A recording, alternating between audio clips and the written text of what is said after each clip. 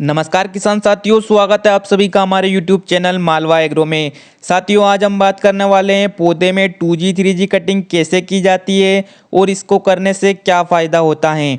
साथियों, आप किसान हैं या फिर अपने घर में किचन गार्डनिंग करते हैं, सब्जियां लगाते हैं, लेकिन किसी न किसी कारण से पौधे पर फलन अच्छे से नहीं होता है, होता भी है तो बहुत कम होता है। बहुत सी खाद वगैरह डालने पर भी फल नहीं बनते हैं। तो मैं आज आपको ऐसा तरीका बताऊंगा जिसके इस्तेमाल के बाद आपके पौधे पर बहुत सारे फल आने वाले हैं। जी हाँ साथियों, आज हम देखेंगे कि पौधे में 2G 3G कटिंग कैसे की जाती है।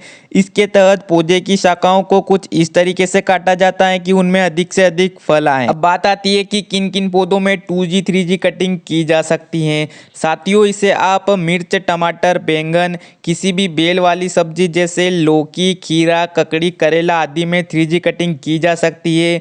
इसके लिए आपको सिर्फ इतना पता होना चाहिए कि कब कौन से पौधे को और कहां से काटना है। आइए आपको बताते हैं कैसे आप एक छोटे से पौधे से ढेर सारी सब्जियां ले सकते हैं। किसी भी पौधे की पहली शाखा पहली जनरेशन होती है यानी कि 1G, और पहली शाखा से निकलने वाली दूसरी शाखा यानी कि 2G, और 2G यानी कि दूसरी शाखा से निकलने वाली 3G। वैसे तो इसके बाद भी 4G 5G तक शाखाएं निकलती रहती हैं, लेकिन 3G तक कटिंग ही बेहतर होती हैं। इन्हीं शाखाओं को कुछ इस तरीके से काटा जाता है जिससे अधिक फल आए। कैसे करें 2G 3G कटिंग। साथियों, जब हमारे पौधे की मुख्य शाखा करीब 1 मीटर लंबी हो जाए, उसमें 6 से 7 पत्तियां आ जाएं, उसके बाद शाखा के सबसे ऊपरी हिस्से को काट दे जिससे वह और ना बढ़ पाए। इसे ही 2G कटिंग कहते हैं, क्योंकि इस कटिंग के बाद ही हमारी मुख्य शाखा से दूसरी जनरेशन की शाखाएं निकलती हैं। इसके बाद जब हमारी दूसरी जनरेशन की शाखा करीब 1 मीटर लंबी हो जाए तो उसके ऊपरी हिस्से को भी काट दें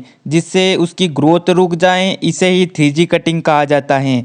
ऐसा करने से जो हमारी दूसरी जनरेशन की शाखा है उससे कई नई शाखाएं निकलती हैं जिन्हें तीसरी जनरेशन की शाखा कहते हैं। 2G 3G कटिंग का क्या है फायदा। साथियों, जो हमारी पहली जनरेशन की शाखा यानी कि मुख्य शाखा होती है उसमें सिर्फ मेन फ्लावर नर पुष्प आते हैं जिनसे फल नहीं बनते हैं। ऐसे में जब 2G कटिंग की जाती है तो पहली शाखा से बहुत सी नई शाखाएं निकलती हैं। इन शाखाओं में हर दूसरी पत्ती के पास में मादा फूल और हर दूसरी पत्ती के पास में नर फूल लगते हैं।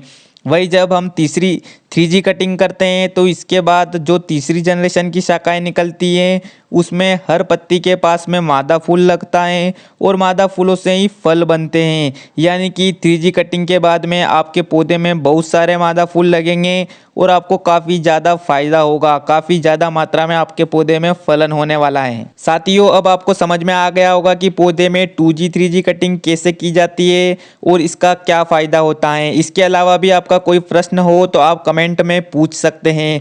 किसान साथियों, आशा करता हूँ आपको जानकारी अच्छी लगी होगी। जानकारी अच्छी लगे तो वीडियो को लाइक करें एवं चैनल को सब्सक्राइब करना ना भूलें। मिलते हैं अगली वीडियो में एक नई जानकारी के साथ। तब तक के लिए जय जवान, जय किसान, जय भारत।